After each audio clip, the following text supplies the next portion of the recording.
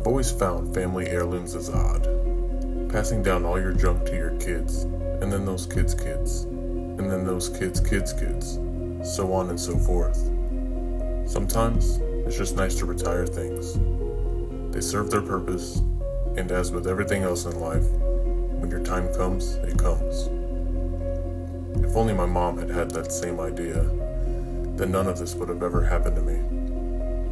This story goes back to when I was 8 years old, and we had just moved into our new house. Eager to find the neighborhood kids, my sister Ann and I ran up and down the basement stairs until our mother finally caved in and let us explore the neighborhood. Now don't go too far, your father and I still need your help unpacking later today. And please, stay out of the basement, will you? We just moved a bunch of grandma's stuff down there, and it's quite dangerous with everything everywhere. My mom ordered us. We agreed to stay close, and we took off in search of any kids outside. We quickly ran into 5 or 6 kids, all playing tag at a park just up the road.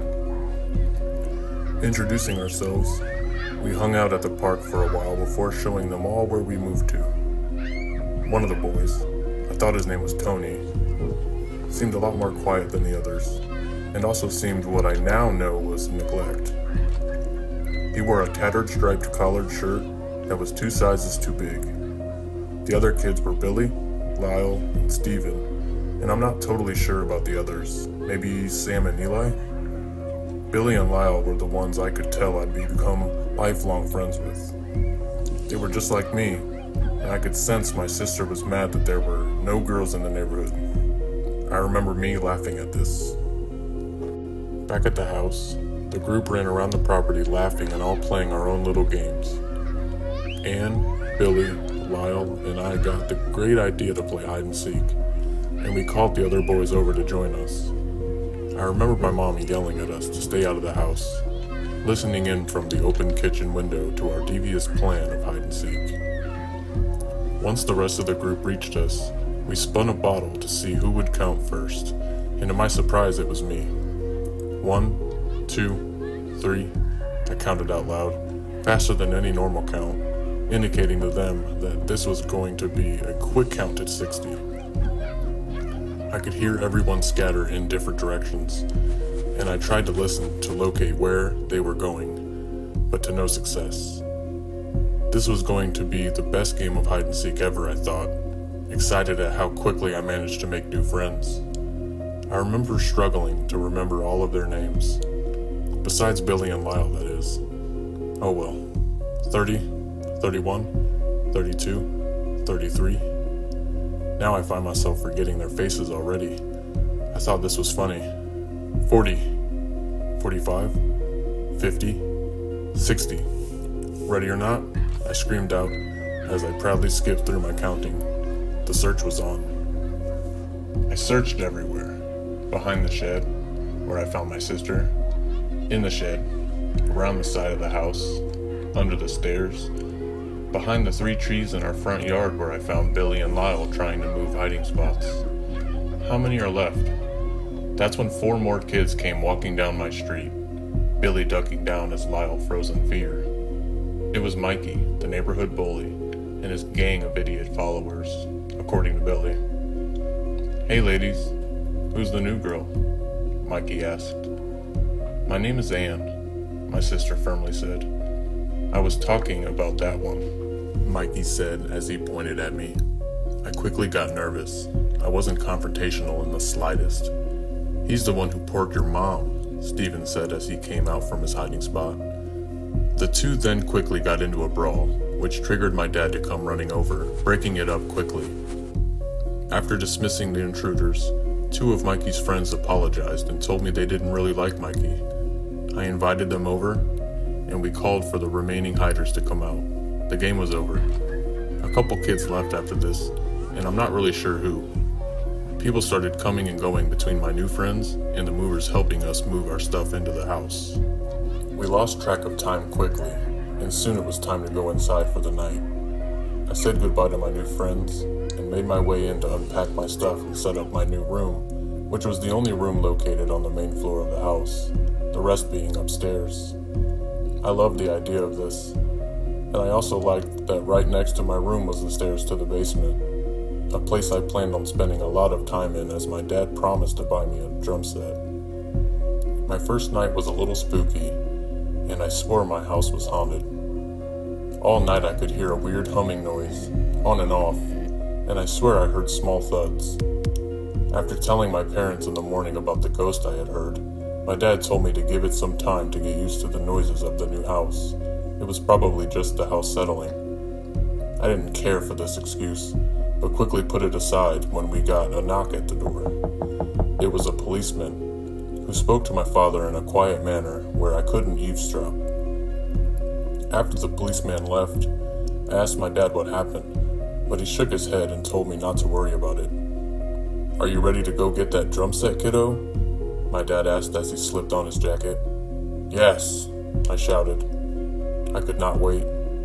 Sadly, I did not get the drum set that day as they were sold out.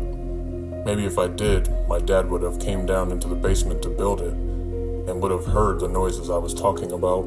I did get the drum set a few days later, and the noises stopped on about the third night. I would learn how to drum and become very good, I might add, which worked out well when I found out Billy was learning the guitar and Lyle loved to sing.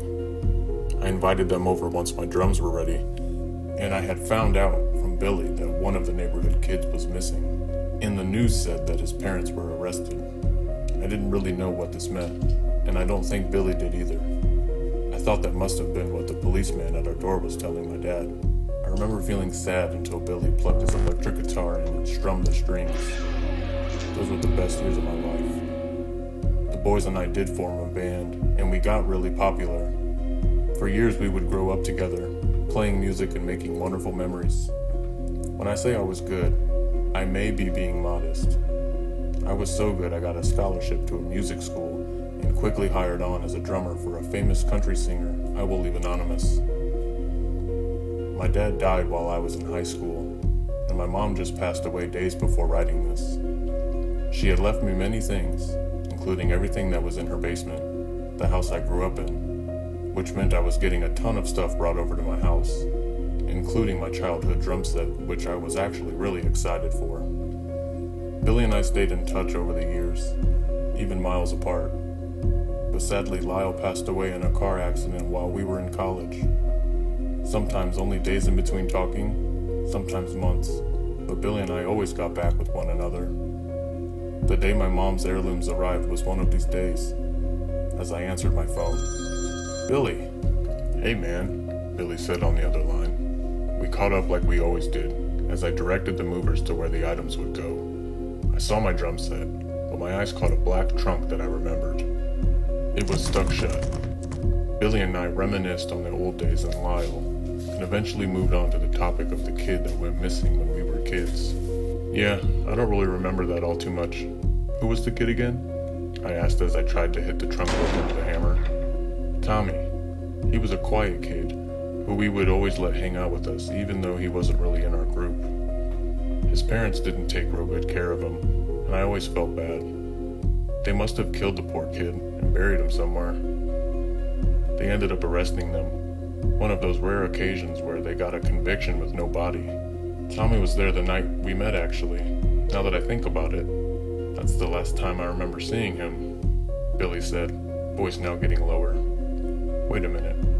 I remember that kid," I said as I brought my hand to my brow in confusion. "Tommy, not Tony?" I asked. "Yeah, Tommy, the boy who lived on Olsen Road. He was playing hide and seek with us that night. And then Mikey came. I don't remember seeing him after that." "Huh," Billy said. I was now prying the trunk open with a crowbar. "Damn!" I yelled as I smashed my hand against the crowbar, releasing the trunk seal. I dropped the phone as soon as I saw what was inside. Hello? "Bro, are you okay?" Billy buzzed on the line from the fallen phone on the ground. My mom's words then entered my brain as I realized what happened that night. "And please, stay out of the basement, will you? We just moved a bunch of Grandma's stuff down there, and it's quite dangerous with everything everywhere." Those noises? Those noises I heard the first couple nights at the new house? It wasn't a ghost. Inside the trunk, To my horror, I saw a small skeleton wearing a tattered, oversized, striped collared shirt.